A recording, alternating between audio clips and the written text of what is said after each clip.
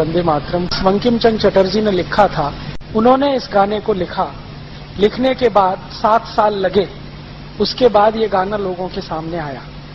क्योंकि उन्होंने जब ये गाना लिखा उसके बाद एक उपन्यास लिखा, उसका नाम था आनंद मठ, उसमें इस गीत को डाला। वो उपन्यास छपने में 7 साल लगे। 1882 में ये आनंद मठ उपन्यास का हिस्सा बना वंदे मातरम, और उसके बाद जब लोगों ने उस उपन्यास को पढ़ा तो इसका अर्थ पता चला कि वंदे मातरम क्या है। आनंद मठ उपन्यास बंकिम चंद्र चटर्जी ने लिखा था अंग्रेजी सरकार के विरोध में, और अंग्रेजी सरकार को सहयोग करने वाले उन राजा महाराजाओं के विरोध में जो किसी भी जाति और संप्रदाय के हों लेकिन अंग्रेज सरकार को सहयोग करते थे। फिर उसमें उन्होंने बगावत की भूमिका लिखी और ये कहा कि अब बगावत होनी चाहिए, विद्रोह होना चाहिए, ताकि इस अंग्रेजी सत्ता को हम पलट सकें, और इस तरह से वंदे मातरम को सार्वजनिक गान बनना चाहिए, ये उन्होंने घोषित किया। उनकी एक बेटी हुआ करती थी, बंकिम चंद्र चटर्जी की, जिसका अपने पिताजी से बहुत मतभेद था। मतभेद किस बात पर था? उनकी बेटी कहती थी कि आपने वंदे मातरम लिखा है, इसके शब्द बहुत क्लिष्ट हैं और बोलने और सुनने वाले की ही समझ में नहीं आएंगे, तो गीत को आप ऐसा सरल बनाइए जो बोलने वाले और सुनने वाले को समझ में आए। तो उस समय बंकिम चंद्र चटर्जी ने कहा कि देखो, आज तुम्हें लगता है कि ये क्लिष्ट है, लेकिन मेरी बात याद रखो, थोड़े दिन के बाद ये गान भारत के हर नौजवान के होठों पर होगा, हर क्रांतिवीर की प्रेरणा बनेगा। उसके बाद हम सब जानते हैं कि ये घोषणा करने के लगभग 12 साल के बाद चटर्जी जी का स्वर्गवास हो गया, वो जीवित नहीं रहे। बाद में उनकी बेटी और परिवार के लोगों ने ये जो आनंद मठ पुस्तक थी जिसमें ये गान था, इसका बड़े पैमाने पर प्रचार किया। वो पुस्तक पहले बांग्ला में बनी, फिर बाद में उसका मराठी हुआ, हिंदी हुआ, तमिल, तेलुगु, कन्नड़, बहुत सारी भाषाओं में छपी, और उस पुस्तक ने क्रांतिकारियों में जोश भरने का काम किया। उस पुस्तक में क्या था? ये पूरी व्यवस्था का विरोध करें, क्योंकि ये विदेशी है, आताताई है, ऐसा वो सब था। उसमें बहुत सारी ऐसी जानकारियां थी जो लोग सुनकर उबलते थे, जानकर उबलते थे। अंग्रेजी सरकार ने बार बार इस पुस्तक पर पाबंदी लगाई, कई बार इसके बहुत सारे अंश काट छांट दिए, कई बार इसको जलाया गया, लेकिन पुस्तक की मूल प्रति किसी न किसी रूप में सुरक्षित रही, तो ये आगे बढ़ती रही।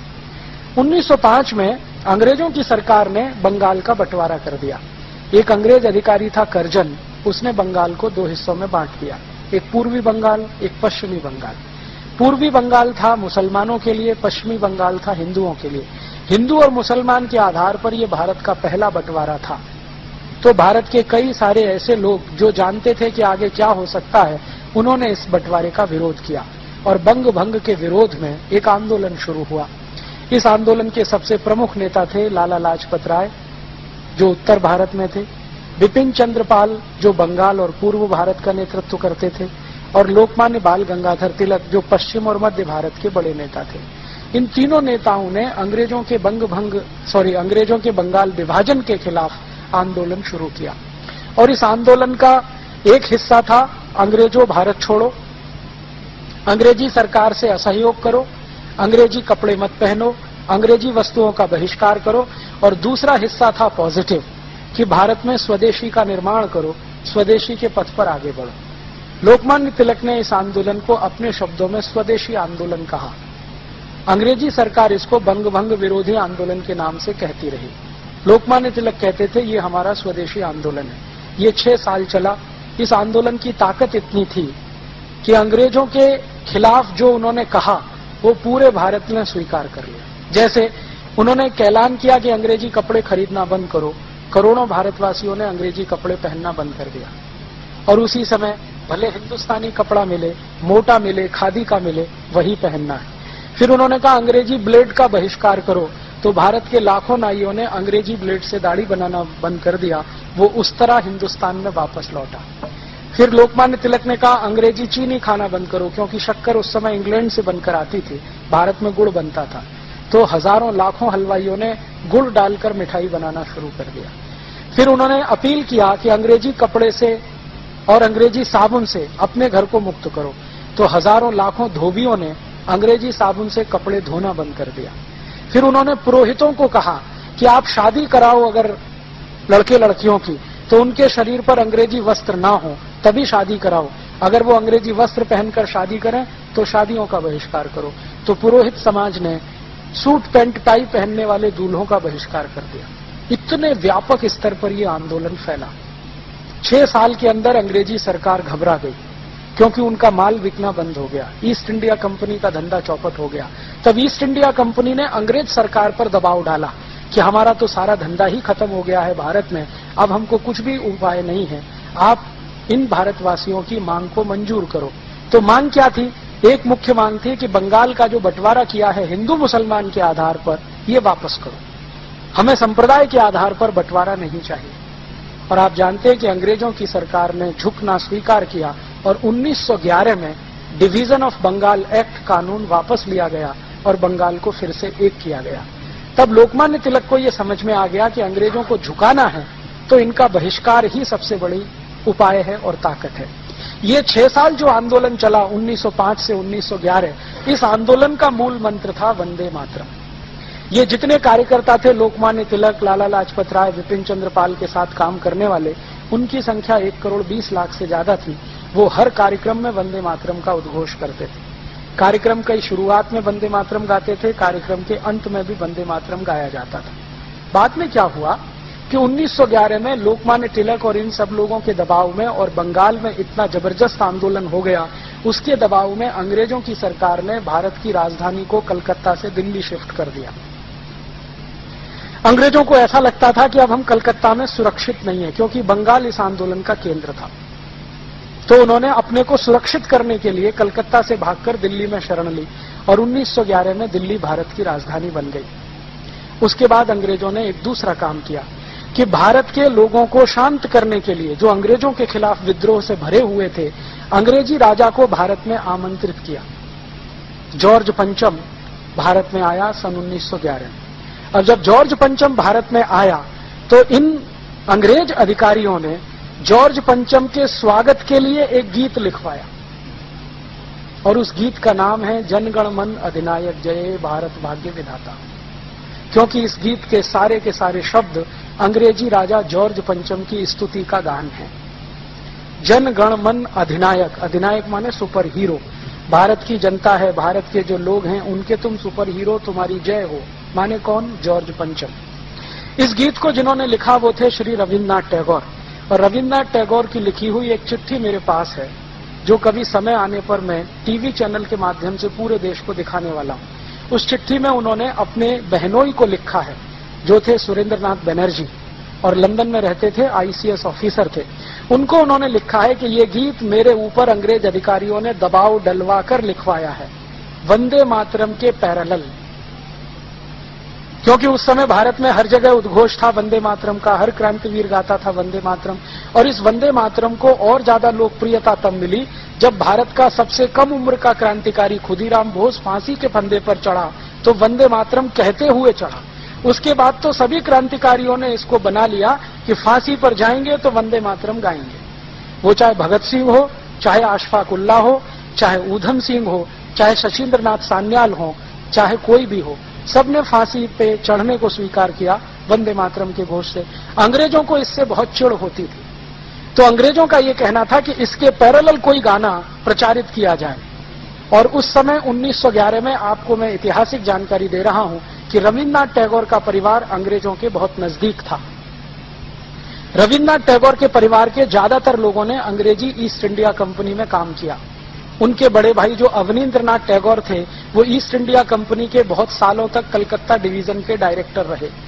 काफी पैसा उनके परिवार का ईस्ट इंडिया कंपनी में लगा था। तो अंग्रेजों से बहुत सहानुभूति थी रविन्द्रनाथ टैगोर की। ये सहानुभूति खत्म हुई 1919 में, जब जलियांवाला बाग हत्याकांड हुआ और गांधी जी ने रविन्द्रनाथ टैगोर को गाली देते हुए कहा कि अभी भी तुम्हारे आंखों से अंग्रेजियत का पर्दा नहीं उतरता तो कब उतरेगा? तुम अंग्रेजों के इतने चाटुकार कैसे हो गए? तुम इनके इतने समर्थक कैसे हो गए? आप जानते हैं 1911 में ये गान जब लिख दिया तो उन्होंने अपने बहनों को कहा कि ये गान तो मैंने अंग्रेजों के कहने पर लिखा है, शब्दों का अर्थ अच्छा नहीं है, इसलिए कृपया इसको न गाया जाए तो अच्छा है। लेकिन अंत में एक लाइन लिख दिया कि ये चिट्ठी किसी को न दिखाएं, क्योंकि मैं सिर्फ आप तक ये सीमित रखना चाहता हूं, कभी मेरी मृत्यु हो जाए तो जरूर सबको बताएं।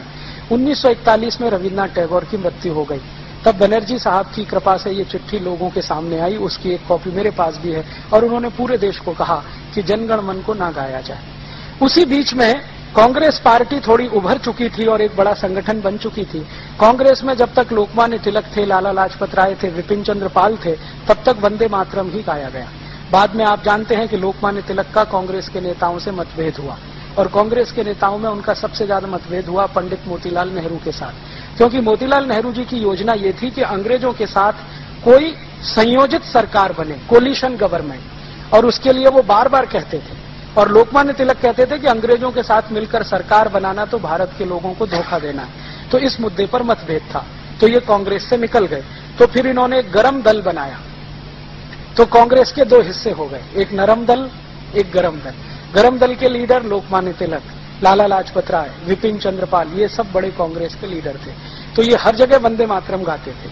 फिर ये नरम दल वाले ज्यादातर अंग्रेजों के साथ रहते थे, अंग्रेजों की कहना, अंग्रेजों की सुनना, उनके नजदीक जाना, उनकी मीटिंगों में शामिल होना वगैरह वगैरह, और वो हर समय अंग्रेजों से समझौते के मूड में रहते थे। तो जब 1911 में ये गाना लिख दिया तो ये नरम दल वालों ने इस गाने को गाना शुरू कर दिया।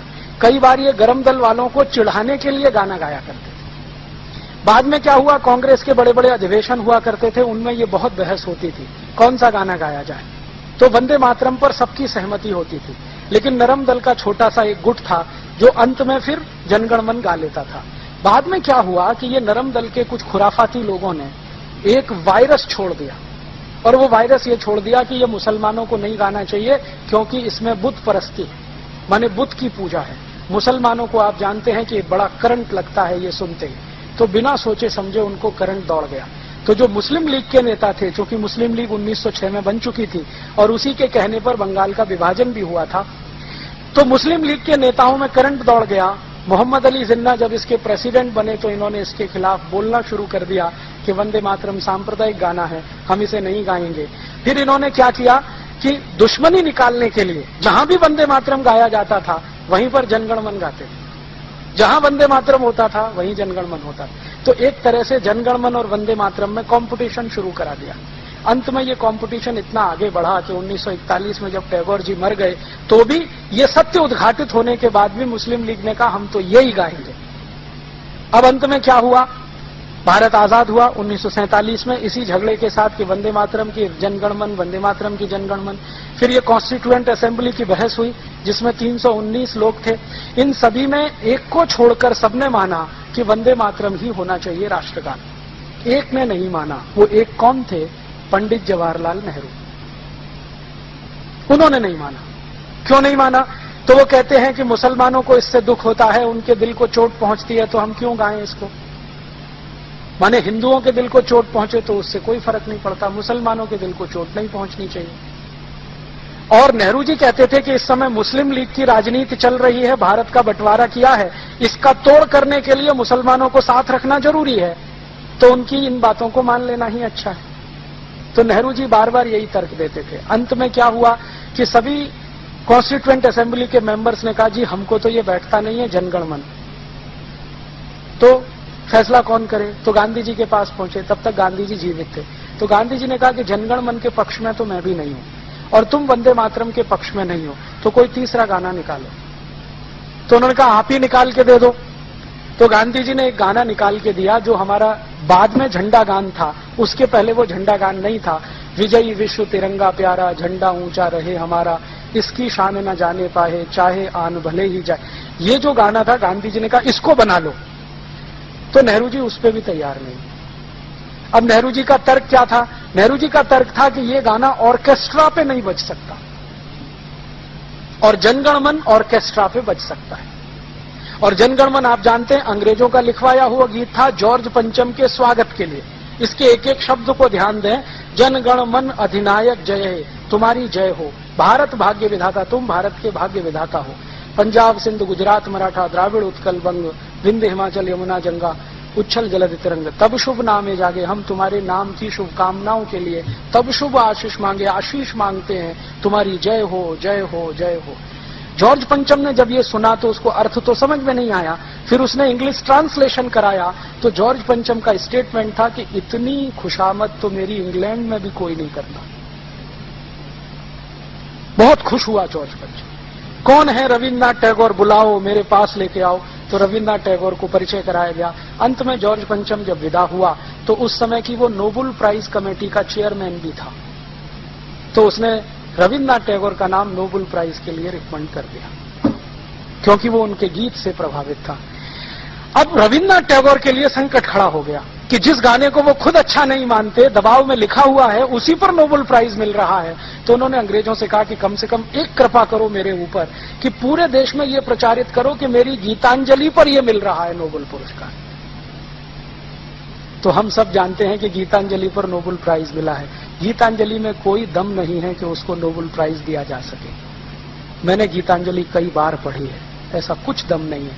उससे ज्यादा अच्छी कविताएं इस देश में बहुत सारे कवियों की लिखी गई हैं, लेकिन छुपा दिया उन्होंने इसको और पूरे देश में प्रचारित कर दिया कि ये गीतांजलि पर मिल गया। वास्तव में हुआ ये था कि जॉर्ज पंचम का इतना चाटुकारिता भरा गान जो गा दिया, उस पर वो खुश होकर नोबेल प्राइज दे गया।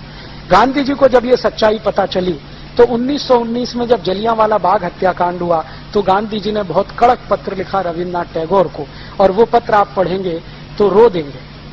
इतनी गालियां सभ्य शब्दों में वो दे सकते थे वो उन्होंने दिया।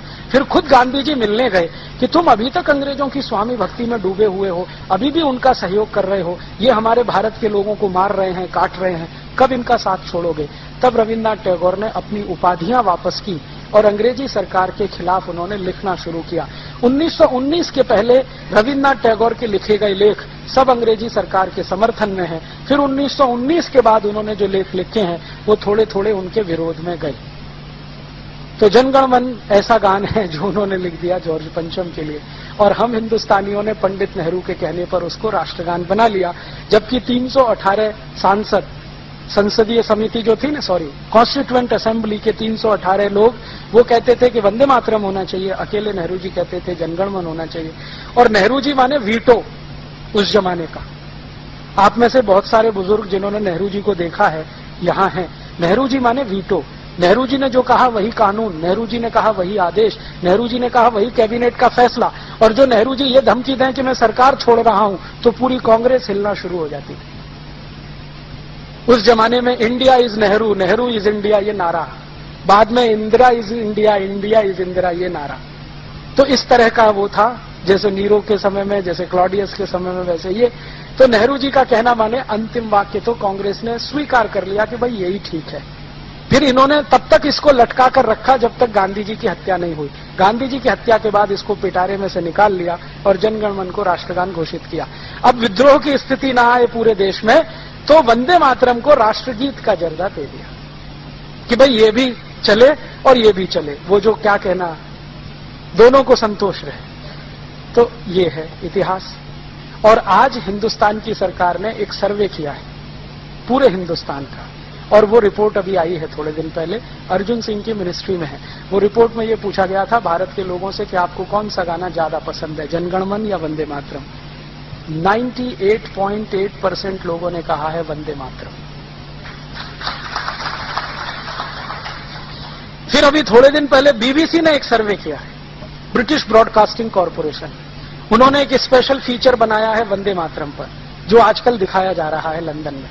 तो बीबीसी ने एक सर्वे किया है कि जहां जहां भारतवासी रहते हैं दुनिया में उनसे पूछा जाए, तो उन सर्वे में से 99% लोगों ने कहा है वंदे मातरम। और बीबीसी के सर्वे से एक नई जानकारी मिली है कि दुनिया में सबसे लोकप्रिय गानों में वंदे मातरम दूसरे नंबर पर है। दुनिया में बहुत सारे देश इसको समझते नहीं है, लेकिन इसकी जो लय है ना और इसका जो संगीत है, वो कहते हैं कि ये हम में जज्बा पैदा कर देता है। इसमें संगीत और लय देने का काम किया था पंडित विष्णु दिगंबर पलुस्कर ने। बहुत बड़े संगीतज्ञ थे, हम सब जानते हैं। विष्णु दिगंबर पलुस्कर ने इसकी लय बनाई, और इसमें ये जो आज जिस लय में हम गाते हैं ना, ये उनकी दी हुई है, विष्णु दिगंबर पलुस्कर की। उन्होंने ये लय बनाकर गाना शुरू किया, और बीच में जो संगीत भरा गया है वो भी उन्हीं के समय का है। बाद में ये वंदे मातरम लता मंगेशकर ने गाया, आशा भोसले ने गाया। थीम वही है जो विष्णु दिगंबर पलुस्कर की है। तो ये इतिहास है वंदे मातरम का, और उसके साथ है जनगण मन का। अब हम तय करें क्या गाना है। वंदे मातरम, वंदे मातरम, वंदे मातरम, वंदे मातरम, वंदे मातरम। मातरम वन्दे मातरम वन्दे मातरम वन्दे मातरम